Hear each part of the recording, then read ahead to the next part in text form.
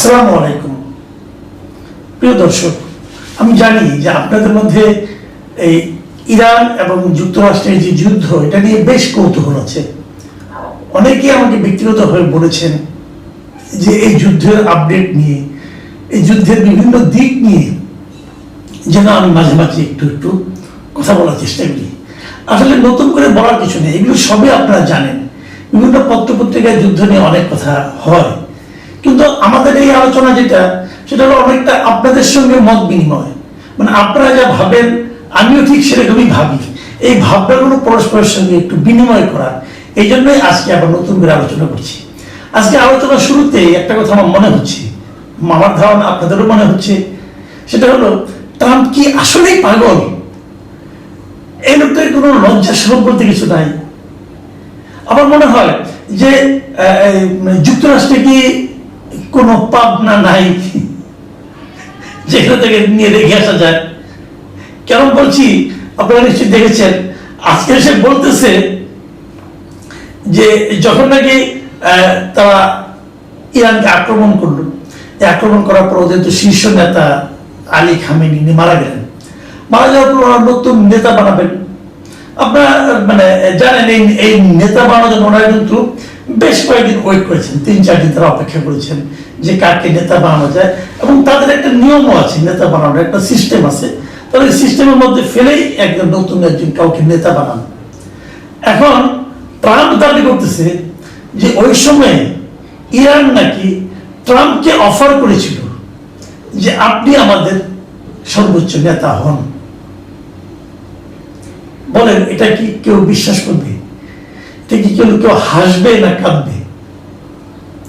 উনি একটা দেশে আক্রমণ করেছেন, ওই দেশ ওনার সঙ্গে যুদ্ধ করছে এবং ওই দেশ ওনাকে প্রস্তাব করেছে।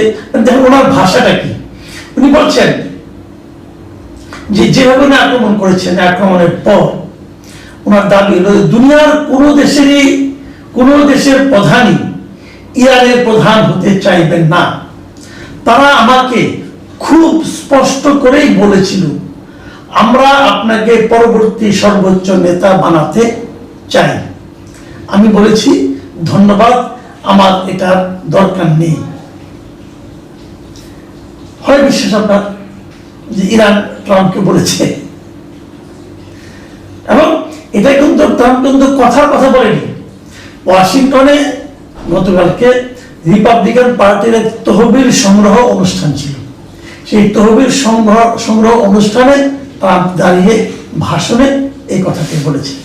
ওনার নানা রকম উল্টাপাল্টা কথা নিয়ে ইদানিং মানুষের মধ্যে নানা ধরনের হাস্যরস দেখা যাচ্ছে, কিন্তু সে হাস্যরসে নানা রকম অযৌক্তিক কথাবার্তা বলছেন, একে তাকে অপমান করছেন। সাংবাদিকরা যখন প্রশ্ন করছে, সাংবাদিকদের বলছেন যে তোমাদের এটা fake news, CNN fake news, ABC fake news, এগুলি যা তা বলছেন, সেগুলো তো বলছেনই।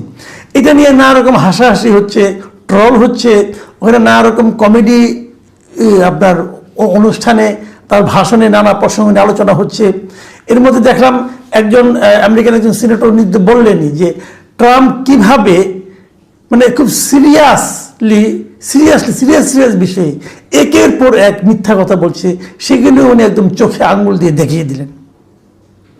উনি বলতেছিলেন যে যখন ট্রাম্প প্রথম ইরানকে আক্রমণ করে, তখন প্রথম উনি বলেছেন যে আমাদেরকে আক্রমণ করবে, এই জন্য আমাদের নিরাপত্তার ঘাটতি আছে। উনি বলেন এটা সম্পূর্ণ মিথ্যা কথা, পরে প্রমাণ হলো এটা মিথ্যা কথা। উনি বলেন ইরানের কাছে পারমাণবিক অস্ত্র আছে, এখন পর্যন্ত অনেক কিছু আছে, এটাও মিথ্যা কথা। এবং তারপর প্রতিদিন উনি বলতেছেন ইরানের আর কিচ্ছু নাই, ইরানের কোনো রকম নেভি নাই, কোনো রকম এয়ারফোর্স নাই, কোনো রকম মিসাইল নাই, কিচ্ছু নাই। এগুলো টোটালি মিথ্যা কথা। কারণ এগুলো যদি হয়েই থাকে তাহলে ইরান কীভাবে একের পর এক আক্রমণ চালাচ্ছে, তাদের মিসাইল দিয়ে, তাদের ড্রোন দিয়ে কীভাবে আক্রমণ করতেছে? তো উনি একের পর এক মিথ্যা কথা বলছেন, নির্জলা মিথ্যা কথা বলছেন। আবার কেউ কেউ এমন কথা বলছেন যে ট্রাম্পকে না আসলে সঠিক তথ্যই কেউ দিচ্ছে না। বয়স্ক লোক তো ঘরে বসে থাকেন, ওনার যে সমস্ত এইড আছে, মানে ওনার যারা সহকারী আছেন অথবা আপনার পেন্টাগনে যে সমস্ত লিডাররা মানে বড় বড় কর্মকর্তারা ওনার সঙ্গে দেখা করেন, তারা নাকি ওনাকে কেউ প্রকৃত তথ্যটা দিচ্ছে না। তারা যেগুলি দিচ্ছে এই তো আমরা জিতে গেলাম বলে অমুক হয়ে গেলাম। দেখেন যুদ্ধ কিন্তু শুরু হয়েছে আজকে 4 সপ্তাহ হয়ে গেছে। যুক্তরাষ্ট্র এবং ইসরায়েল দুইটাই সুপার পাওয়ার, দুইজনেরই পারমাণবিক অস্ত্র আছে। এই দুইটা দেশ মিলে ইরানকে আক্রমণ করে ইরানের কিছুই করতে পারছে, ইরানে অনেক ক্ষতি করতে পারছে, কিন্তু ইরানের তাদের যে মূল লক্ষ্য ছিল যে ইরানের শাসন ক্ষমতায় পরিবর্তন আনা, সেটা তারা আনতে পারছে না। উপরন্তু ইরানের আক্রমণে তারা ব্যতিব্যস্ত হয়ে পড়েছে। এটাকে অনেকটা বলা হয় ওই মৌমাছির হুল ফোটানোর নীতি। এটা আসলে চীনের মাও সেতুংয়ের একটা থিওরি ছিল। উনি উদাহরণ দিয়ে বলেছিলেন যে ধরেন সিংহ তো অনেক বড় প্রাণী, সে বড় একটা থাবা দিয়ে যে কোনো প্রাণীকে অন্য কোনো প্রাণীকে হত্যা করতে পারে। কিন্তু যখন সিংহ যে কোনো একটা মৌচাকের কাছে যেয়ে বসে, তখন সেই মৌমাছি কিন্তু সিংহকে তাড়িয়ে দেয়। কীভাবে তাড়িয়ে দেয়? তারা কিন্তু সিংহ ছুটতে পারে না, সিংহের থাবা নিচে তারা পড়ে না, তারা উঠতে উঠতে যায়, সিংহকে হুল ফুটায়, হুল ফুটানোর পর সিংহ ব্যথা পায়, আবার আরেক জায়গায় হুল ফুটায়, আবার আরেক জায়গায় হুল ফুটায়। এভাবে ক্রমাগত হুল ফুটিয়ে সিংহের মতো একটা বড় প্রাণীকেও ছোট ছোট মৌমাছিরা পরাজিত করতে পারে।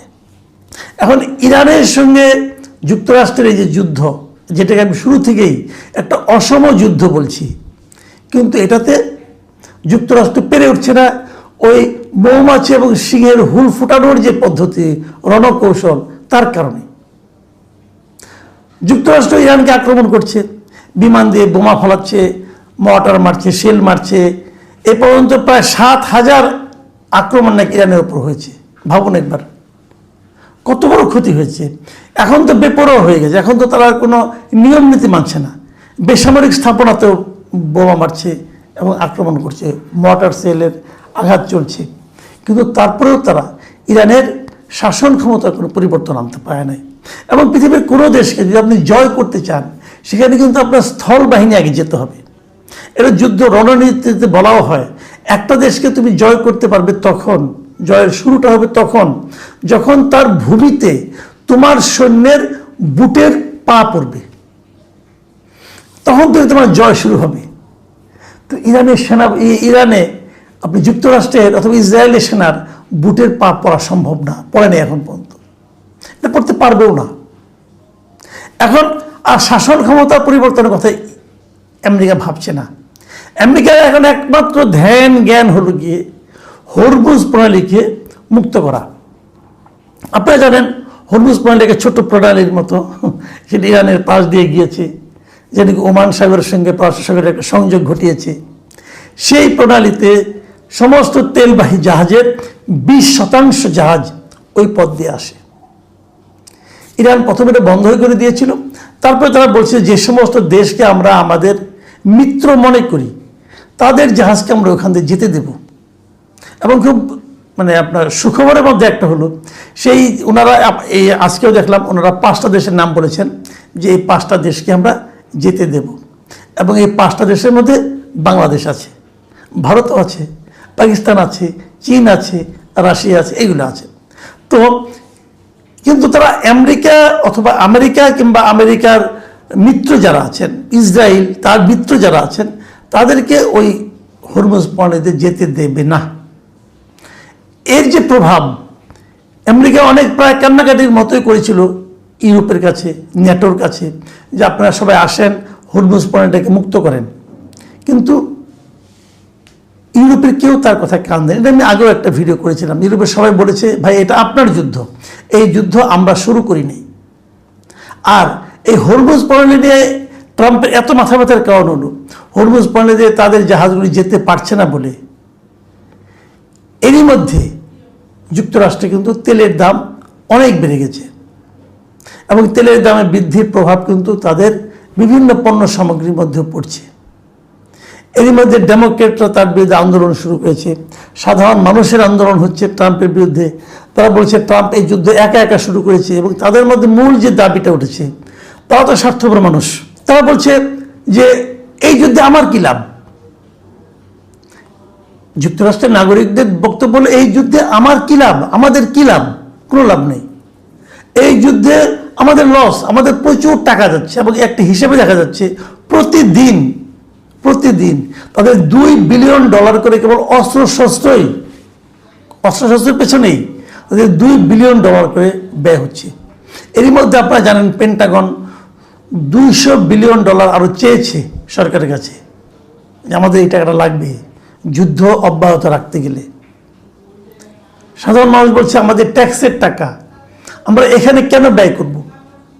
আর এই ট্রাম্প যুদ্ধের নির্বাচনের আগে বলেছিল উনি কোনো যুদ্ধে যাবেন না, কোনো যুদ্ধে জড়াবেন না, মানুষকে কম দ্রব্যমূল্য কমাবেন, এবং ওনার আমলে সবচেয়ে বেশি দ্রব্যমূল্য হয়ে যাচ্ছে, এবং ওনার আমলে সবচেয়ে বেশি যুদ্ধে যুক্তরাষ্ট্র জড়িয়ে যাচ্ছে। এবং যুক্তরাষ্ট্রের বক্তব্য হলো, জনগণের বক্তব্য হলো, এই যুদ্ধের মাধ্যমে যদি কারো লাভের সম্ভাবনা থাকে সেটা হলো ইসরায়েলের লাভের সম্ভাবনা, আর কারো লাভের সম্ভাবনা নাই। এবং ইসরায়েলের ভেতরেও কিন্তু নেতানিয়াহুর বিরুদ্ধে সাধারণ মানুষরা ফুঁসে উঠছে।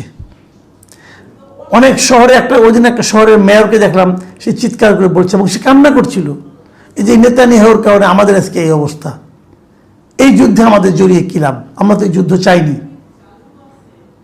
এখন দাঙ্গাবাজ যুদ্ধবাজ দুজন নেতানিয়াহু এবং ট্রাম্প এগুলি করছে। এবং ট্রাম্পের আচরণের মধ্যে ক্রমাগত আমি যা দেখতে পাচ্ছি, আগেও উনি অসংলগ্ন অনেক কাজ করতেন, এখন ওনার অসংলগ্নতা যেন আরও বেড়ে গেছে, অনেকটা পাগলামির পর্যায়ে উপনীত হয়েছে। এটা হয় অনেক সময়, এমনি মানুষের বয়স হয়ে গেলে না রকম তো অনেক কিছু সমস্যা হয়, অনেক কিছু তারা সঙ্গতি রাখতে পারে না, একটার সঙ্গে একটা চিন্তার কথাকে সিনক্রোনাইজ করতে পারে না, এটা তো একটা হয়। কিন্তু তারপর যখন সে ক্রমাগত হতাশায় লিপ্ত হতে থাকে, যখন ক্রমাগত সে কোনো হিসেব মিলাতে না পারে, তখন সে অসংলগ্নতা আরও বেড়ে যায়। ট্রাম্পের ক্ষেত্রে সেটা হয়েছে কিনা আমরা জানি না, তবে আমি মনে করি এই মুহূর্তে সবচেয়ে বেশি ভূমিকা রাখা উচিত যুক্তরাষ্ট্রের জনগণের, নাগরিকদের। তারাই কেবল পারে এই পাগলকে ঠেকাতে।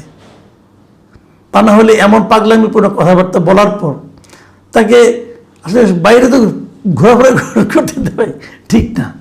যাই হোক, আমরা ছোট দেশের ছোট মানুষ, এগুলো হয়তো আমাদের মুখে মানায় না। কিন্তু আপনি বলেন, যদি আপনার দেশের রাষ্ট্রপতি বলে যে আমাকে অমুক দেশ তার নেতা হতে বলেছিল, আমি বলছি থ্যাংক ইউ, আমি যাবো না, আপনি কি ভাববেন বলেন? যুক্তরাষ্ট্রে কি সেন্সিবল লোকজন নাই? তারা কি ভাবে যে এই ধরনের একটা উন্মাদ লোককে তাদের মাথার উপরে বসিয়ে রাখে, এবং তার হাতে বিশাল ক্ষমতা, সে চাইলে যে কোনো জায়গায় যে কোনো সময় পারমাণবিক বোমা পৌঁছে নিক্ষেপ করতে পারে।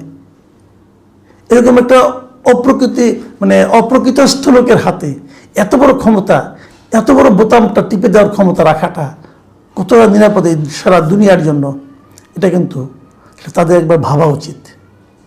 প্রিয় দর্শক, এখন এ পর্যন্তই। আল্লাহ হাফেজ।